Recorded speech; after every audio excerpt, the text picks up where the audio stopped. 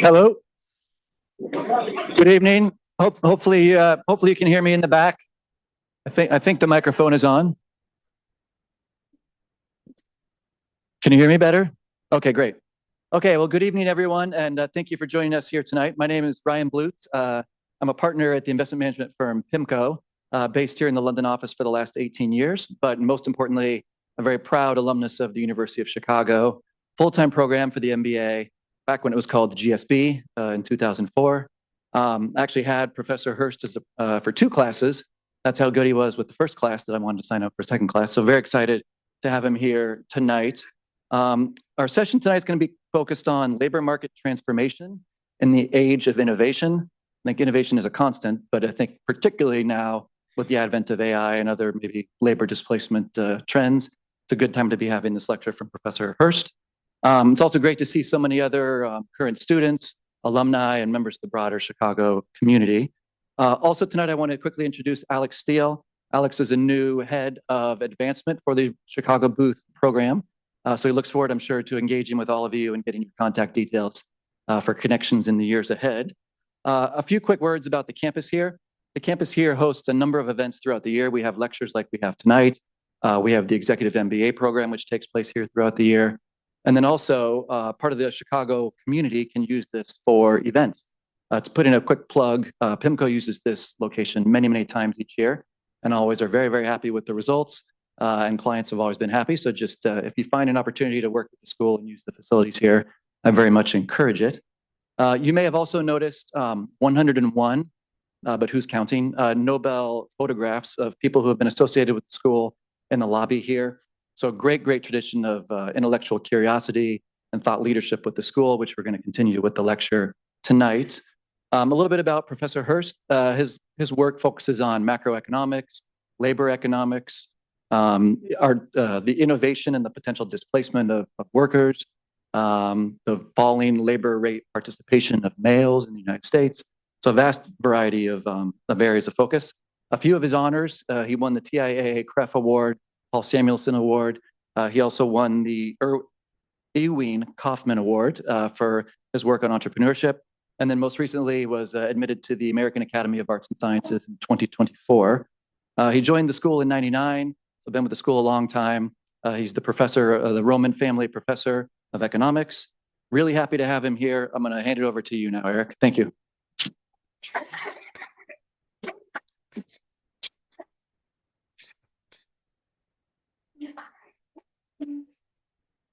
Okay.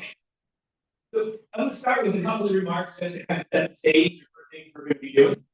And then going to bring up one of my co-authors and colleagues to come and have a conversation. And then we're going to open it up for questions. We can have a dialogue. So that's kind of the playbook that we're going to follow. So I've been thinking quite a bit for about 15 years of the effects of various technologies on labor market outcomes. And so I want to start because sometimes we think what we're going through is relatively new. I'm going to kind of show you guys a couple of quotes just to kind of set the stage for you. Fantastically good. We are being afflicted with a new disease of which some readers may have not heard the name. But they will hear a great deal of in the years to come, namely technological unemployment. John Maynard Keynes, 1930. Labor will become less and less important. More and more workers will be replaced by machines. I don't see that new industries can employ everybody who wants a job. This guy, Wesley Leontief, a famous trade economist, 1952. Herb Simon, 1965, one of the early innovators of AI. Basically, 60 years ago, machines will be capable within 20 years of doing work any means. Recent phenomenon? Not necessarily. Let me show you this one. Consider thou what the invention can do to my poor subjects. It would assuredly bring them ruin by depriving them of employing, thus making them beggars. Queen Elizabeth, 1589, when refusing to grant a patent for a knitting machine. So this idea that technology comes along and displaces workers is something that has been in the ethos of the modern civilization. When I say modern, the last 400 years or so. And you can even hear, Kennedy in 1960 in his presidential acceptance when he was accepting the Democratic nomination. And a revolution of automation finds machines replacing men in the mines and mills of America without replacing their incomes or their training or their need to pay their family doctor, grocer, or landlord. This idea of automation, of coming along, some machine taking the jobs of workers and setting us on a path of ruin, is something that has been around the ethos of innovation basically since the early stages of the Industrial Revolution. And when we start thinking about this, though, most growth in the world over centuries comes from these innovations. And so when we have these innovations that come along, there was some displacement that may have occurred, but yet the standard of living of all of us eventually gets enhanced through these technologies. And things like the printing press and the steam engine and the assembly line and electricities and the computers and internet have come. And when we talk about where economic growth comes from, what drives our standard of livings over time, it is these types of technologies, some of which, though, may have some displacement effects for some short, medium run periods of time. Mechanized loom, the robot in agriculture, we just called it a tractor, comes along and displaces a whole bunch of work. Automation in manufacturing, we'll chat a little bit about that today. And now we're talking about AI. So when we start thinking about how these earlier technologies come along and had some displacement, but have been contributing to why we've grown as a society, why we've grown over standard of living over periods of time, we need to balance those two things. Economic growth rises the tides, but yet there's some disruption that occurs during the process. So what I want us to do first is set the stage for at least the way I think about things, about the short and medium run effects of technology on the labor market. And this, I think, is going to apply to any technology I've ever seen. We could break it into 4 parts when we start thinking about how it's going to affect the labor market. When you guys ask questions later, I'm usually going to reflect back to these 4 things that we're going to chat about. So the first thing we want to think about when we're talking about the short and the medium run effects of technology is that technology going to be, I'm going to use fancy geeky economic words here for a second, complement the labor of workers or substitute the labor of workers when it's initially implemented. And you can imagine some technologies have some displacement effects. They substitute workers in the short run. Think about the tractor. There used to be a whole bunch of farm workers that used to do type of farm activities, manual labor, and a tractor comes along and kind of displaces those workers. But there's other types of technology, like the computer, made me a lot more productive. I could write papers faster. I could edit in, with co-authors in real time. I could basically do empirical work that I was not being able to do with the speed now. For me, that technology was a complement. So when we start talking about whether technologies are going to be disruptive to the labor market or not, we first ask, is that technology a complement or substitute with the workers when it is introduced? And sometimes the same technology could complement some workers and be displacing for other types of workers, a substitute of other types of workers. When technology complements our skills, we call that economic growth, and we all sing the praises of the technology because that's what drives increases in real wages, increases in standard of living over large periods of time. When the technology comes along and it initially has some short-run displacement, that is where the issues of technology on the labor market we need to start considering. But that's not the end of the story.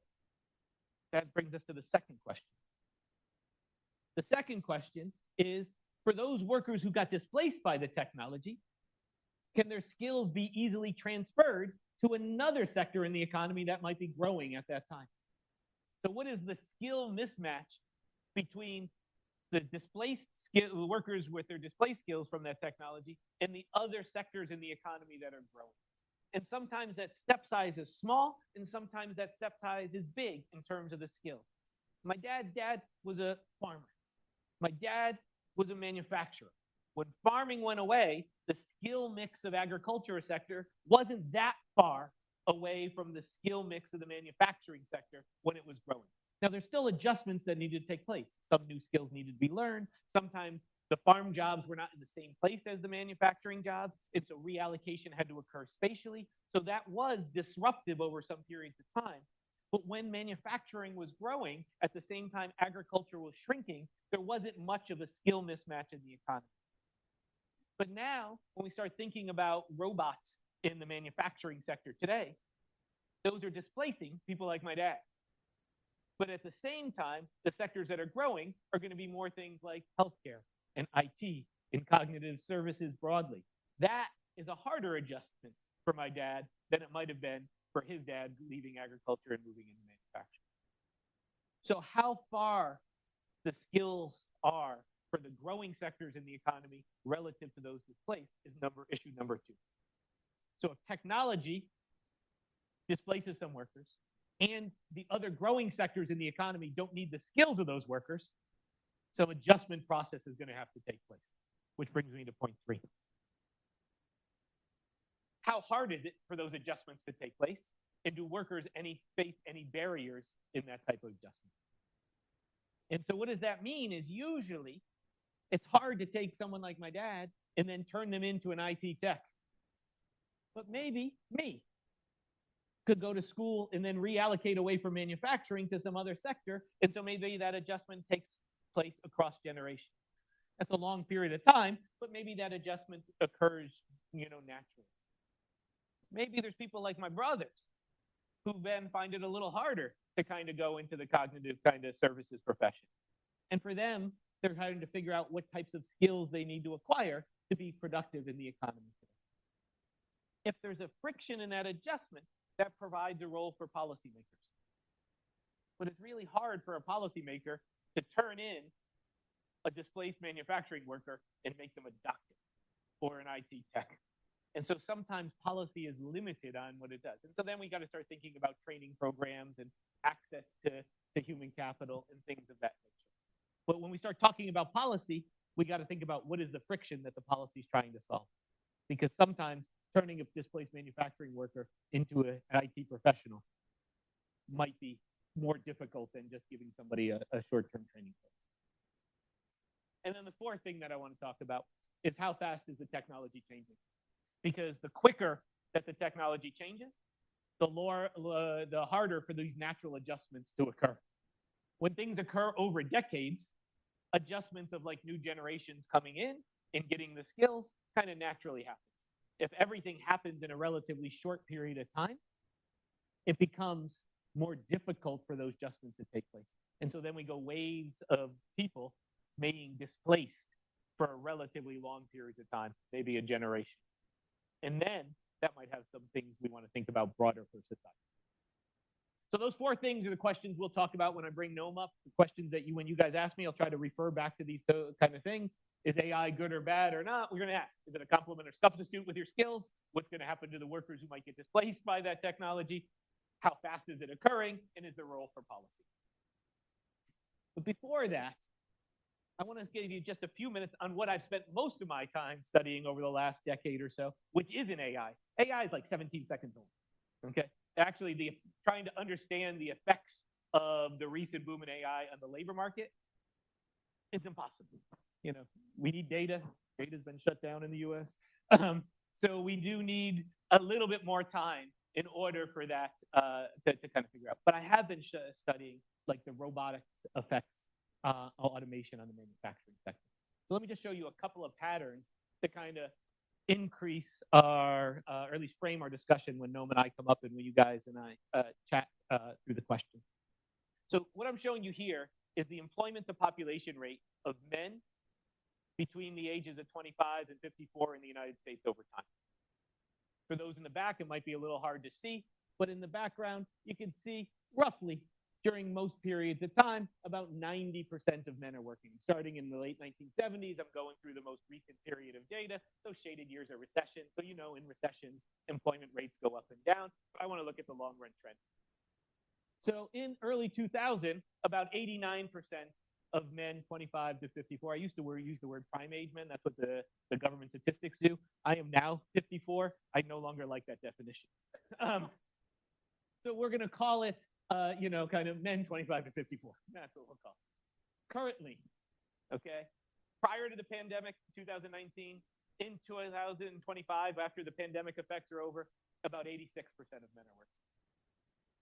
That's 3% of men are no longer working at any given period of time. And just in the back of your mind, that is about 2 million men sitting idle at any given period of time.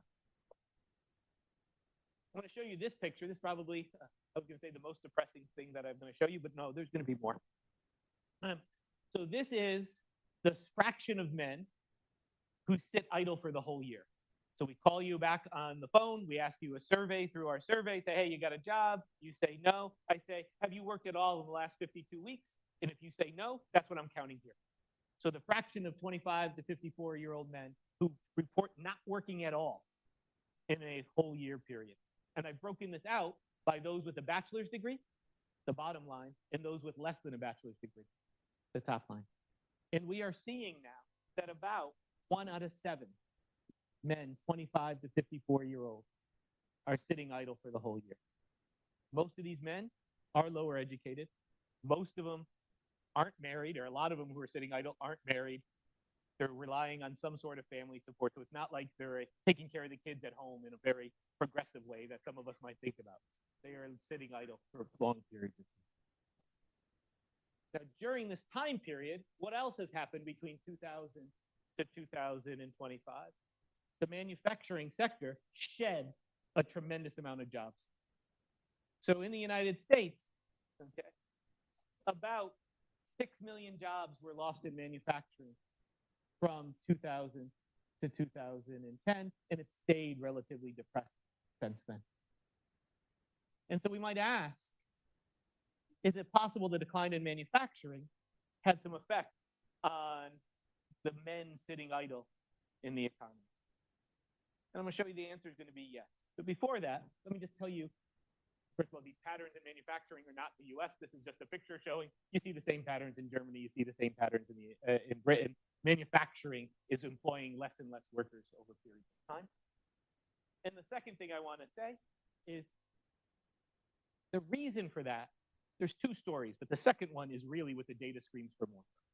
The first one is exposure to trade and manufacturing from places like China during this time period.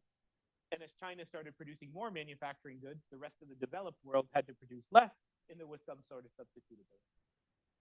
That can't be the whole story because manufacturing output in all of these countries are up. So what is the second story that goes along with that? It is that the manufacturing sector in these countries have automated in such a way that they could get output with less workers. The technology, the robots, the automation were a substitute with the workers in the manufacturing sector. So the manufacturers could produce more stuff with more machines and less workers. And to the extent that workers are in manufacturing, they are now more likely to be an engineer than they are like a line worker like my dad. So even the employment share in manufacturing, those workers, their skill demands are very different than they were in a different. And I will show you, I have some work kind of showing, I'm going to insert it now, but you can trust me, that the sectors that were most exposed to trade were the sectors that automated the most. Because that's what we do in response of competition. And so that means if we start putting trade barriers back, manufacturing jobs aren't going to come back to the economy because now those manufacturing factories are producing output with machines and not workers. So is it possible that the decline in manufacturing contributed to the decline in employment rates that we see in the national level in the United States? And the answer is yes. How do I do this? I'm going to exploit regional variation. So there's a picture of the US. Each one of those little areas on this picture are what we call a commuting zone. That's basically where people live in that area, tend to work in that area. There's 700 and some of them in the United States. I've shaded the color red for the places where at least 25% of the workforce is working in manufacturing. This is where the manufacturing base is in the United States. And we can see some places are very manufacturing forward, like the Midwest, In some places, like Florida down there in the bottom, aren't that manufacturing. They specialize in Disney World and vacations and things like that. And so we could ask, is it that men in Florida are working less, or is it men in the red areas that are working less? And that's what I'm doing on this picture right here. I'm comparing the decline in manufacturing in your commuting zone. Each one of these circles is a commuting zone that we showed you before. And I'm going to compare that to how much the employment rate of men fell from 2000 to the mid-2010s when I wrote this paper. The ones on the left are the ones that had big manufacturing declines. Those are the places where employment rates fell the most for men. The places on the right were like Disneyland. You're actually seeing employment rates going up in those regions. And this line is for all men. And if I showed you this line for college-educated men, it's flat. And if I showed you for men with less than a college degree, much steeper. So it's really the employment rates of less educated men in these areas where manufacturing decline are plummeting. The same patterns hold for women. I'm not showing the women patterns here, but less educated women are also declining in employment rates in these same regions. Okay, I told you it was going to get more depressing. So Noam and I are going to chat in a little while about some of the work we're doing on, about the increase in the shifts in technological change, such that it substitutes with workers, it's happening fast, and there's not enough sectors for workers to absorb into, and populism. What I'm showing you now here in this picture is the vote share for Donald Trump in the 2016 election relative to the vote share of Obama in those same regions in 2012. And I could have done any kind of decade prior, any election prior to 2016. And where did the vote share for Democrat relative to Republican change the most? Same places manufacturing decline. When you take a look at the Michigans, the Ohio's, the Pennsylvanias, the Indianas, the Northern Kentuckys, those are exactly the same places that lost all those manufacturing jobs in those earlier periods. And in those places, they voted for Donald Trump, but that wasn't the only thing.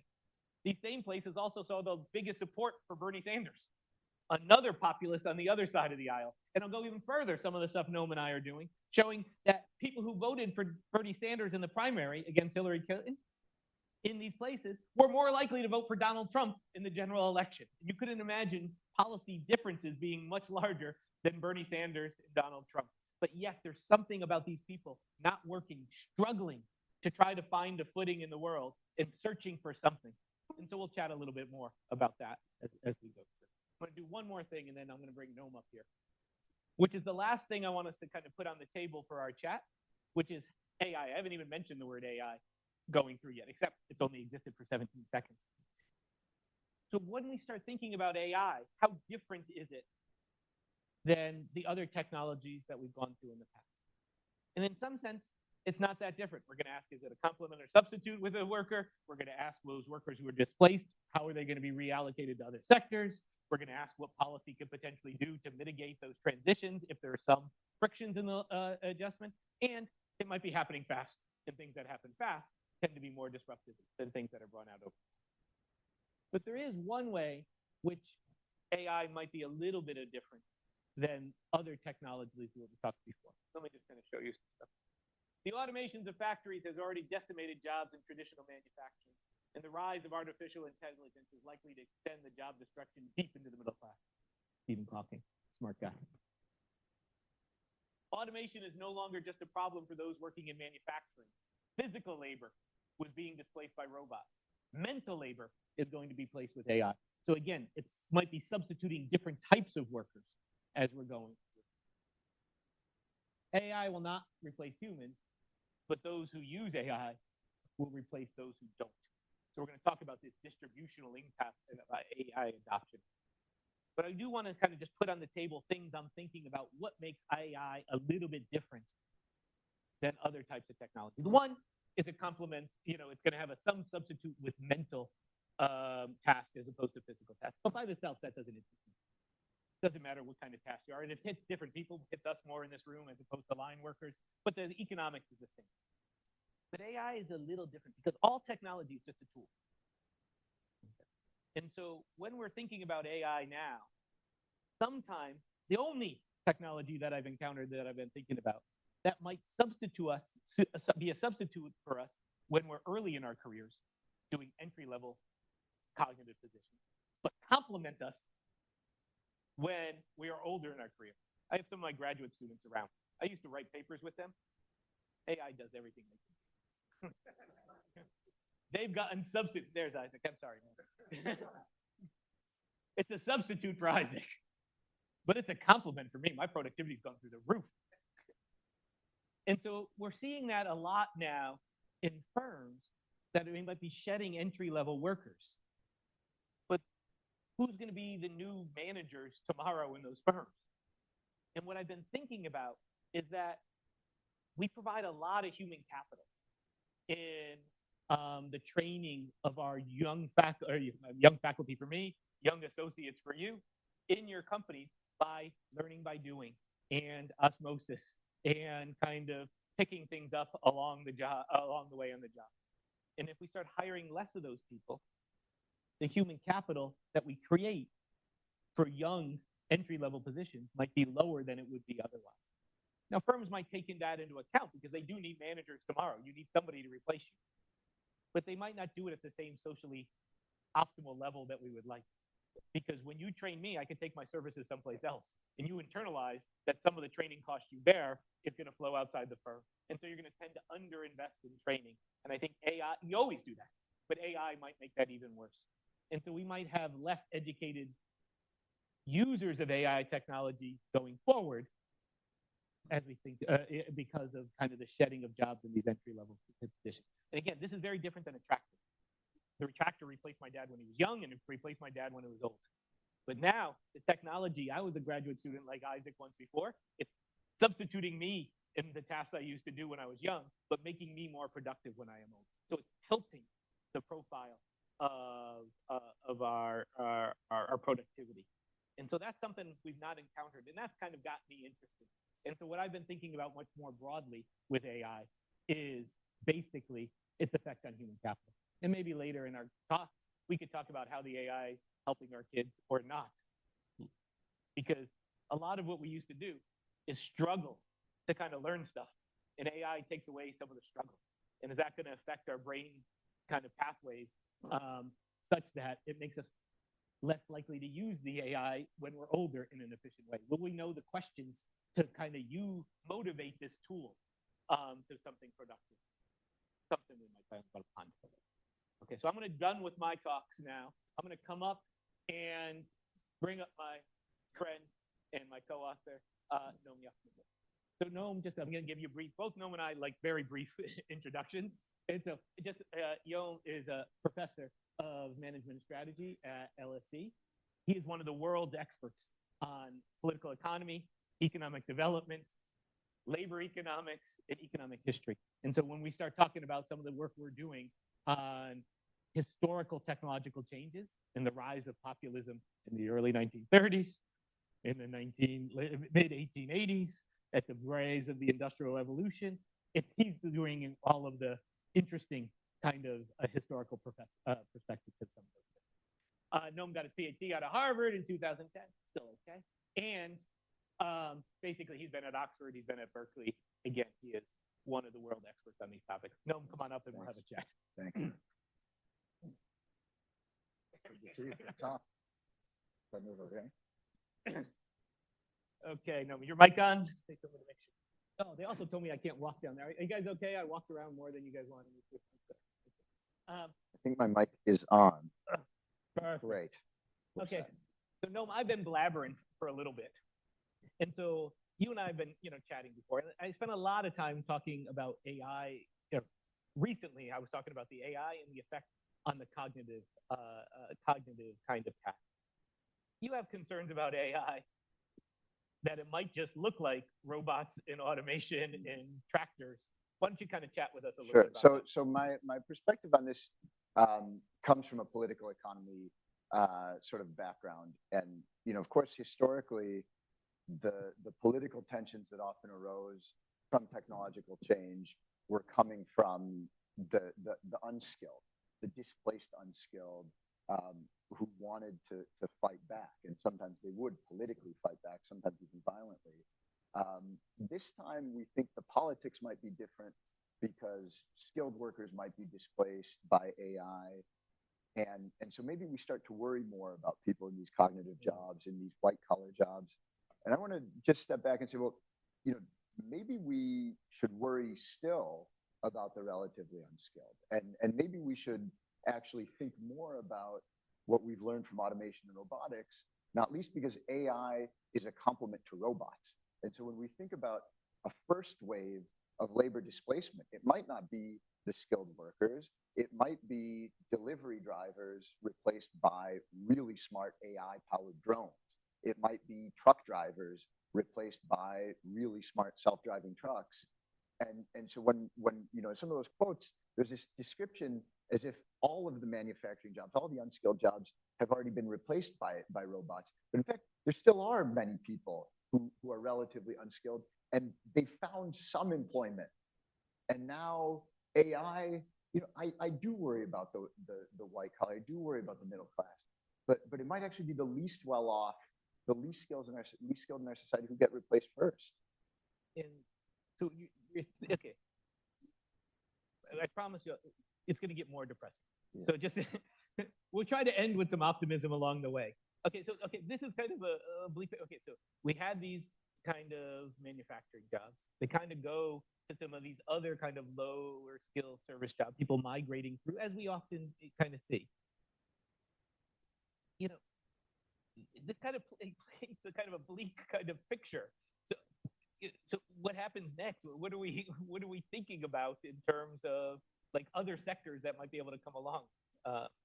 No, I think this is really one of our challenges, and I think much of what Erik and I talk about is sort of how do these displaced workers fit into a future society? What do they see as their role? And I think I am pessimistic. I mean, I must say, I think even before I'm worried for the skilled workers. I'm worried for the cognitive workers who might be replaced. But I worry first actually for those who are maybe least well off right now. And I worry less about the cognitive workers too, in general. Just, we tend to be much more elastic.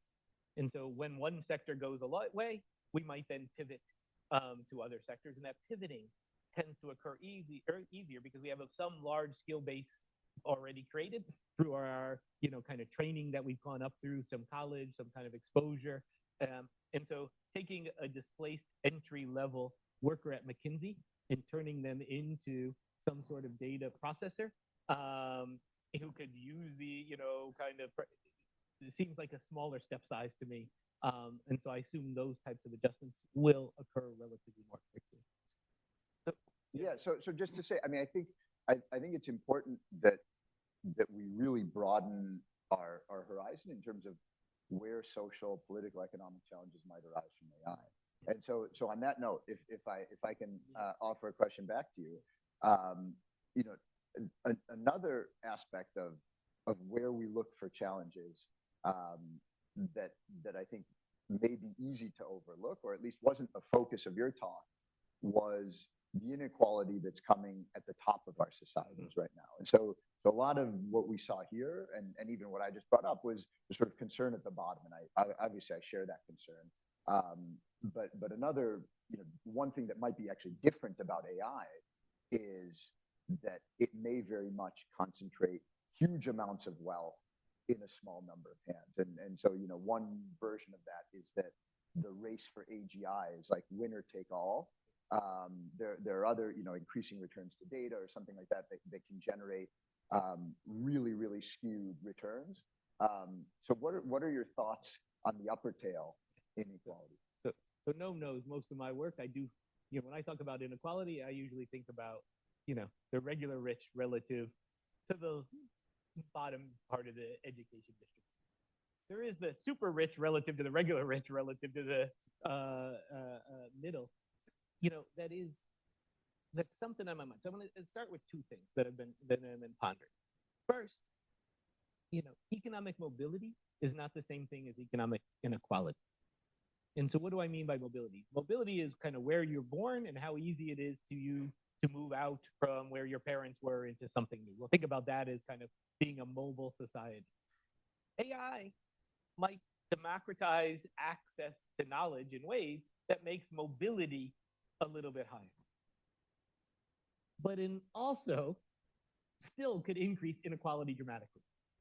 And it could increase inequality in the sense that there's going to be some winners of the technology, and those winners of the technology are going to have some rents, and those winners of those rents are going to be accumulating. Just think about, railroad technology. Whoever got those initial railroad cuts, we concentrated a lot of wealth in the hand of a very few people at a given point in time. You saw the same thing with the early waves of the computer technology.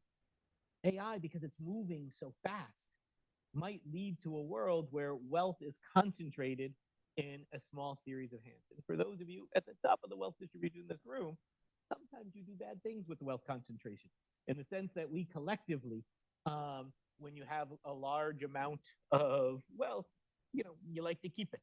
And so we like to keep it. And so there are things in the political system, if we see over periods of time, when there is a large concentration of wealth in the hands of a very few, like the real few, that it could potentially be distortionary for the economy and reduce the growth of the median worker at the expense of the top. So it is something on my mind. And I do think these big technologies historically, when they come on fast, they're not very, kind of like a wild west of who kind of goes first and who gets to kind of get. You can concentrate a lot of wealth in small share of hands. So I do think inequality, really rich relative to regular rich, because of the nature of this technology, compare relative to kind of general automation of robots and things of that nature, might be slightly different. And I still worry about the inequality of those who are complements with this technology relative to those of substitutes. So inequality across the distribution along the transition path until workers adjust to new sectors could be something we could see that's globally going through, which, brought us to why you and I are working on some of the projects now, which is when we see historically other technologies, early parts of the Industrial Revolution, early parts of the Agricultural Revolution. Is there any lessons we could learn from those technologies about inequality and what happened socially? Yeah, so I think, again, and Erik and I chat about this, and one of the things that we notice is that sometimes there are lessons that one thinks one can learn that are the wrong lessons. So a lesson that you often hear kind of bandied about, and economists love this lesson, is that, looking back, we've had all these technological revolutions, and enough jobs were created eventually to absorb all of the displaced workers. And so is the lesson from history that economic growth and the functioning of markets will allow some sort of transition to a new, eventually successful equilibrium? We just have to worry about how we navigate this sort of transition path. And another perspective on history, and this is a little bit of me playing devil's advocate, but I think it's important to consider, is that the fact that the transition path that we've ended up with the world that we have now, that generally provides social safety nets, that generally provided jobs for the displaced, that allows for quite a bit of prosperity that's quite shared. That wasn't an inevitable outcome of the displacements that occurred during the Industrial Revolution. For a long time in the 1930s, a connection between our institutions and somebody on that wall out there, Hayek, was absolutely convinced that every society around the world was committed to state-driven economic control, either through socialism or fascism. And the outcome of that sort of debate over socialism, as Hayek saw it, but state control more generally, that ranged from communism on the left to fascism on the right, that outcome that ended up leading to liberal democracy was very far from preordained. And so if we're comfortable with the risks that people like Hayek saw in the 1930s and 1940s, and we think to ourselves, oh yeah, eventually we'll get there. Well, I don't know how comfortable we should be with the risk as people saw it at the time. It turns out we found a nice path. But to me, the lesson of history is that the transition path can be very fraught. And I worry a lot about what that transition path will look like this time without any guarantee. So when Noam and I started talking about some of our work, we kind of started with like the following observation. First, populism. It's a hard thing to define. So call it, in our incarnations when it comes through, you have both a, Donald Trump version, Boris Johnson version. You also have a Bernie Sanders version of some sort of. Those waves was not localized to any one country. It seemed like it was broad based around the world. So when you start telling stories, you got to be thinking about global stories and not local stories. Observation two, if you go back in time and look at these other prior waves of populism, again, on the right or on the left, they are temporally correlated with these other big disruptions in technology and the labor market. They hollowed out the middle class and created dramatic amounts of inequality. And you saw that wave that occurred in the early 1900s.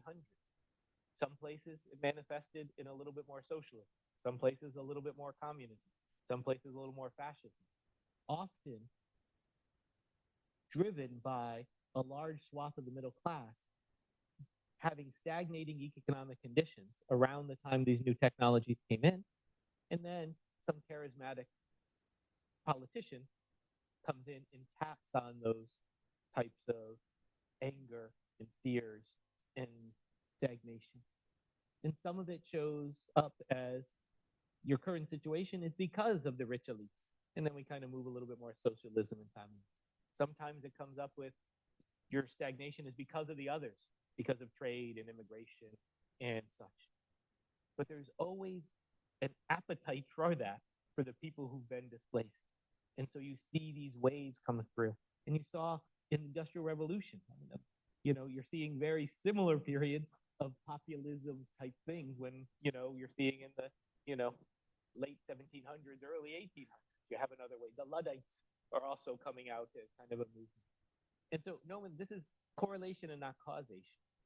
But it is something that we've noticed temporally this period and the other periods temporally where it occurred in a broad-based way were also periods of disruption. So this is kind of what we have no science done yet. We have a plan for science, but I think kind of what we're kind of moving towards is trying to think, because if that's the case, we should be a little bit more worried about, as you said, which path we take to come out of these disruptions, and how do we manage the disruption in a way so we can get to the growth that everybody could adjust, the good path. Yeah. And I do agree that it's not guaranteed. We're going to move to questions in a second. I assume in the questions we might talk a little policy, but we've kind of been very pessimistic. So let's end with one optimism, one pessimism before we move to some questions. Sure. Do you want to? I'll go first if you want. Yeah. Okay. You go first. You go first. And so we already know my pessimism. I've been with you with my pessimism for a long time. I really am kind of worried about how we manage the transition path, particularly if AI is coming on the backs of automation. We've already gone through one displacement for one type of worker. Now we might go through another. There hasn't been anything to kind of lift those boats. So it's kind of compounding. Now, on the other side, I do believe that these new technologies will have potentially transformative benefits in many dimensions of our day-to-day lives. And the one I focus on most is kind of the health potential outcomes. And so, they're making breakthroughs now of deploying this tool, this AI, to potentially, move cancer treatments quicker to market, make progress on Alzheimer's, trying to figure out ways to kind of extend our lives.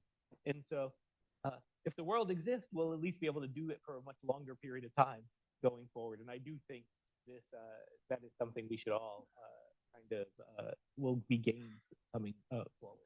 What about it? So just as a note there, technology will allow prime age male to extend to maybe 74. Oh, I hope so. Is that what fingers crossed? All right. Fingers crossed. So I think many of us at least have to, maybe 100% would support that. So My optimism, and actually, I want to give you a last word. So let me say, I think the optimism maybe comes a little bit from history as well. That there have been episodes that come out of these times of incredible political conflict that have generated policies that did push us toward a path of something like sustainable growth or something like that. Pick your favorite term, but something like shared prosperity. So, around the turn of the century, after the railroad barons made their millions, and of course donated money to the University of Chicago, very important. Rockefeller. Exactly. Sorry. Yeah. For those who didn't get the reference, Rockefeller, of course, and oil and railroads. Yeah, of course. Sorry, yeah, his primary is oil. Yeah. But the progressive era was launched from the inequality that was experienced then. Coming out of World War II, we had this moment of sort of shared prosperity again around the world. So maybe to give you one chance to say something a little bit about, if we think a little bit about the aim of avoiding the extreme politics through the policy lessons of the past or some policy hopes for the future, do you want to give us, one or two of the areas that you'd focus on? But I mean, yeah, I'm going to move to questions now, but I do think, human capital generally, I mean, those kind of movements, we move to things like, providing education for young people in a public way that trained them up for the labor force that came out of these movements that kind of was really investing in some of the human capital going forward. And I think, so, how you manage the transition and then make everybody get to the word you use, the shared prosperity. I think those are things that we can think about collectively. Again, I do want to get to, you can hear me ramble all the time. I do want to take it up to the questions for a few minutes. We got about 15 minutes of questions where we could chat things through. So, right in the front. There's going to be microphones as we go along. Yes, hello. My name is Jerry Flores from the Institute of the Human Edge. Regarding the labor market transformation, you mentioned, Eric, in the first, you talked quite a lot about statistics, and one word that stood out was the velocity of change. And then Noam added the concentration of wealth. So I think those two factors together is going to make a big impact in how we are going to go forward with AI penetrating everything in the world of commerce and business and society. My question is, what can we do to keep people in the loop and ensure that our youngsters that are graduating from Chicago Booth and other nice universities are going to have a nice future? Why don't you start talking about some of your stuff, just on maybe thoughts you've had about regulation broadly, about new technologies, and then I'll come on and talk about what we could potentially do. Sure. So I think I have a couple thoughts. So first on the regulatory front, I think something that we haven't talked about, but I think it's really important, is to recognize that AI is a global technology. And so I think policies that shape the way AI is rolled out and diffused need to be coordinated in a sense globally. And I think that we need to think about some sort of shared standards, as hard as it will be to reach those. And so I think I think this will be a complicated process of regulation, and I think probably standard setting from the sector itself, although that comes with risks. The other thing that I always tell my students to some extent is think about Erik's point, which is what is hard to substitute, and ideally what complements AI as we see this technology changing. And I think something that is often hard to substitute is something deeply human, which can be emotionally sensitive management. It can be something like a sense of responsibility and moral transparency, and oftentimes legal and regulatory transparency that AI may not be able to produce, at least right now. So I think trying to direct our students to invest in those strengths that would make them managers that are hard to substitute for, but subject to Erik's caveat, which is they have to get to those senior positions often through a path that is substituted. I do think, just quickly, I'll be quick because I want to get to more questions. As we have young kids at home, AI does make things easier. You can find things quicker. You could do things. we still got to make sure there's the struggle that we need to go through that creates those pathways in our brain that allows us to do kind of complex decision making. And sometimes finding ways where we could use the AI to complement those types of skills as opposed to substitute the human capital creation, I think is something we should keep in mind, particularly with our younger generation. I'll be quick. We'll do rapid rounds, go through. So just hand mics to somebody, and I'll let you, the audience, decide. Make sure we get some people on the inside. Yeah, hello. I think I'm going to have to ask a question as the oldest person here. A retired professor of health policy, formerly a Labour economist with Peter Doringer. Now, what about the global south? Now, a little noticed fact is that Nigeria's predicted growth rate by the IMF over the next 2 years is higher than the US and the UK. And similarly, Brazil and Indonesia are doing remarkably well. That's nearly a billion people between them. Now, what is AI going to do for this middle group? Is it going to turn them into really prosperous countries?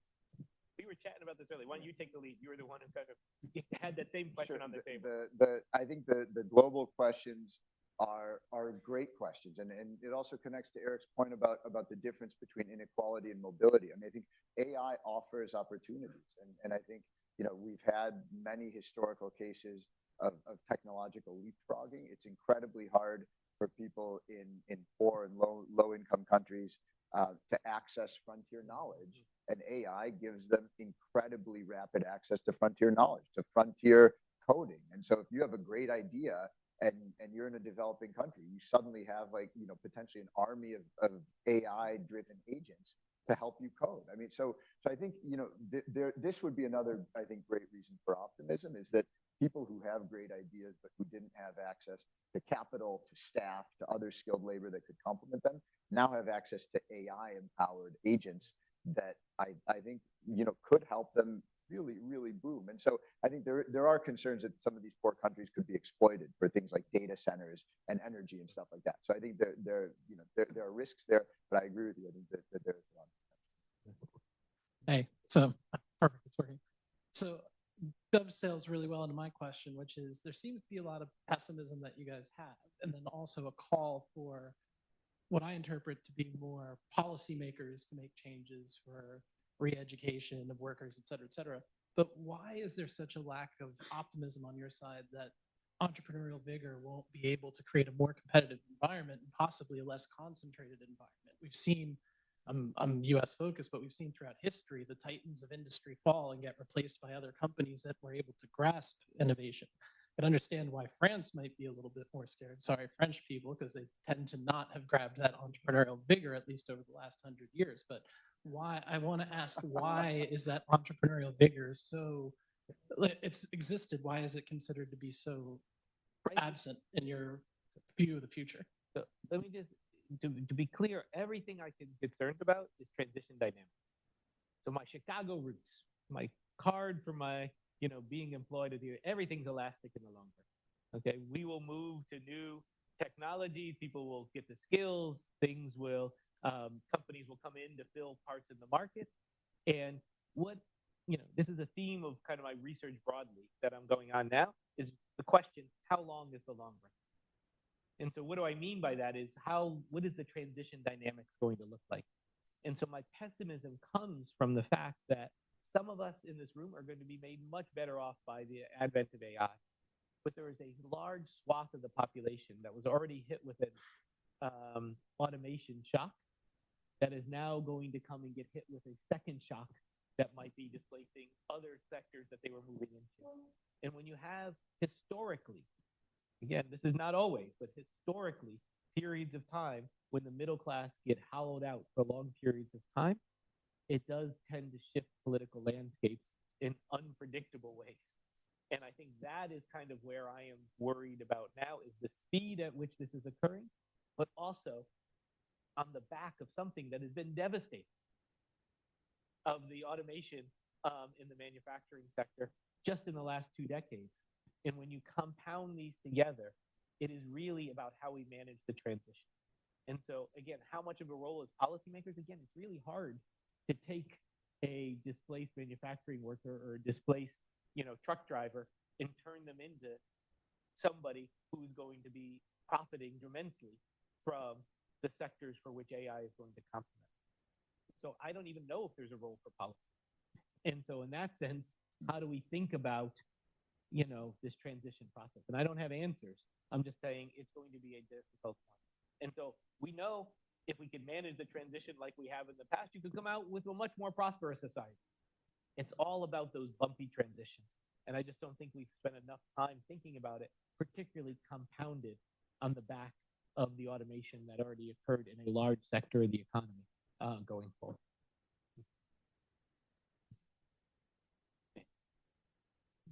Hi, Eric.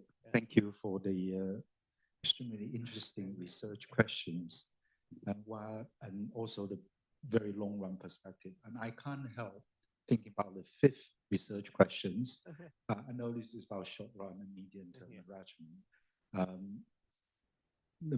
The main questions in my mind is, how does all these transitions, which is also temporal dimension, relate to energy, which is a long run concern, because all this transition, whether it's industrial revolutions or more recent AI, require energy. And how does the global landscape on energy will change with this changing shift that you mentioned? So there is things like, climate change and other kind of societal things we've been dealing with. Here, I am also a little bit more optimistic in the sense that while there is energy demands for these kind of technologies, there's also energy solutions. And a lot of the way we've kind of grown, this is kind of the same kind of issues. I could have put quotes about running out of food when the population grew from, centuries ago. The dismal science was, basically economic growth was going to kill us off. But technology came along and actually solved those problems. I'm even a little more optimistic that things like, technologies coming along to decarbonize the air. I think beyond my science technology, but it's probably in the distribution somewhere. Or things where we're running out of water, some ways to take ocean water and turn it into drinkable water by I'm going to use words, desaltinizing. Desalinization. Fair enough. Close enough. And so I think technological change on these dimensions could actually help on some of the long run costs of climate change. There is energy costs in the short run, but maybe advances in solar and wind and water will come through. And so that part of technological change, that we know well, and it works over centuries. I'm less worried about that than I am. Again, really, capital tends to get redeployed relatively frictionlessly. Again, it might be years or maybe labor does not. And so in the labor part is kind of, again, where I'm much more worried about how do we redeploy the labor. I'm Greg Squires. I'm a professor of sociology and public policy at George Washington University. And I appreciate your talk. You touched upon politics, but you've said nothing about the role of unions or collective action generally. I'd be curious as to what you think about the historical role of unions, but more importantly, the future role, if any, of unions in dealing with these issues. I'm going to go to your wheelhouse. That's like a fastball. Yeah. No, I mean, I think historically unions played an incredibly important role. So this question about American entrepreneurship and eventually competition displacing some of the concentrated industrial powers. Well, unions fought very, very, very hard to win rights, and eventually the progressive movement was successful in winning rights and also in bringing antitrust regulation into the United States, which helped to break up some of these powerful concentrated forces, not just market competition, which wouldn't have done it on its own, I think. In terms of unions' role looking ahead, I mean, I would say there's some hope, and people are thinking a lot about the role of labor representation shaping companies' decisions of how to adopt AI and maybe even how they innovate new AI. I think that's promising. I think there is always a bit of concern with unions that unions protect incumbent workers. And I think that to me is always, you know, the one big question about empowering unions is, and this is something we also saw in the progressive era, where in the progressive era, unions actually were often in league with employers, let's say in supporting tariffs that protected their industries. And so it's not always the case, I think, that unions will help, but I think something that is a social force that is trying to direct technology in a direction that actually makes workers better off. I mean, surely that is a good thing, whether it's coming from unions inside the firm or in our education in the business class, MBA classroom, to say, like, when you think about the new technologies that you want to develop as an entrepreneur, what are your social aims? And I think that's something that doesn't have to be social aims at the expense of profits, I think, just to be clear. And just the thing, and when you think about some of these, you know, all of these, I think, are pro-growth policies. When you say social aims or not, it is just, we know when there is disruption that it's bad for everybody's growth, the top, the bottom, things of that nature. So thinking about broad-based growth sustains growth for everybody. And so I think that's kind of, you know, something I would kind of add to that. So any institution that helps with that, I think would be useful. Last one question. I just got told we got the last question. So whoever is asking it, it's got to be a good one. We got one right in the front row. Oh, we already have one right there. You can ask me tomorrow. We'll give it to you can ask me. We'll go to this one right here for our last one. Those are people in my MBA class, so we got. Thank you, and thank you very much for such an interesting evening. My question is that as agriculture declined, a whole new kind of jobs, manufacturing jobs, grew.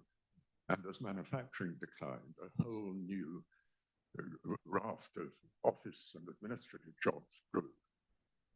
When you speak of the displaced truck driver,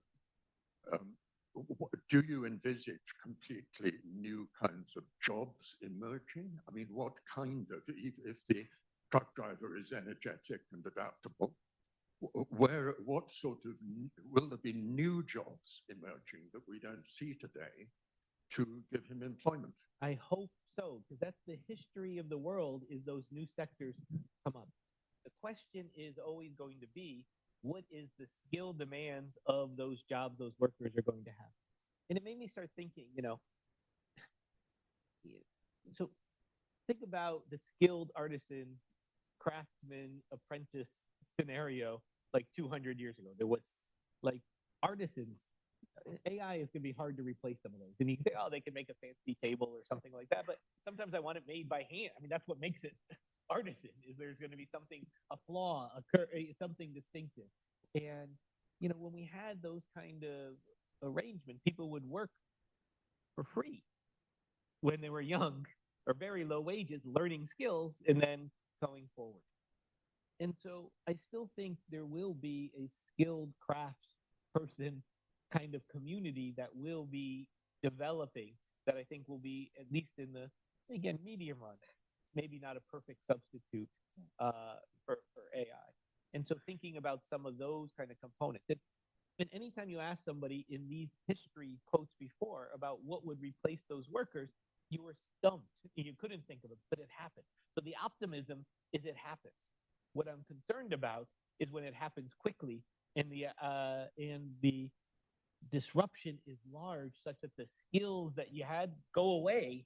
Like basically the old artisan crafts workers, their skills went away. And so basically they couldn't redeploy easily to other sectors. And so that's where the revolution kind of, you know, when I say revolution, the political disruptions come from. And so if we can manage the transitions, new sectors will come up, people will train in those sectors. Everything's elastic in the long run. New jobs will come up. Because it's happening so quick and is so disruptive, I just hope we can manage that transition to the long run a little better. And I think that's kind of what I think we should be focusing on. And I don't have the answers, but I think it's a debate, discussion we should be having, is how do we manage this transition in the way that could actually get us to that scenario where those new jobs come together. I think I'm told I'm out of time.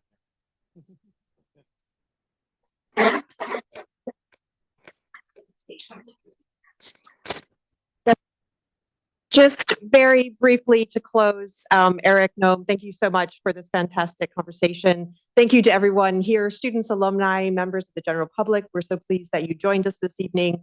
This is the last of our public lecture series for this calendar year, but you'll see up on the screen the first of the sessions for the new year. This is part of our historic Chicago Booth Historic Economic Outlook series. This is a global session. There are sessions in person in Chicago and New York, but if you are not going to be there, which those are in December, we're delighted that on January 28th, there is an online or virtual session globally with time zones that hopefully work here and then in the US, as well as our colleagues in Asia. And so you're delighted, you're welcome to join. Chicago Booth Connects for students and alumni will have the information. If you're registered here tonight, we'll be sending you this information as well, so save the date.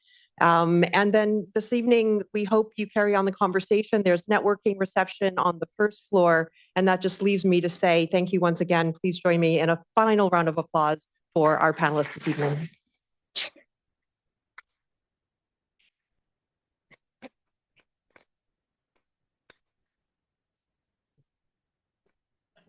On mic. On mic. Exactly. I always forget Hot mic. Exactly.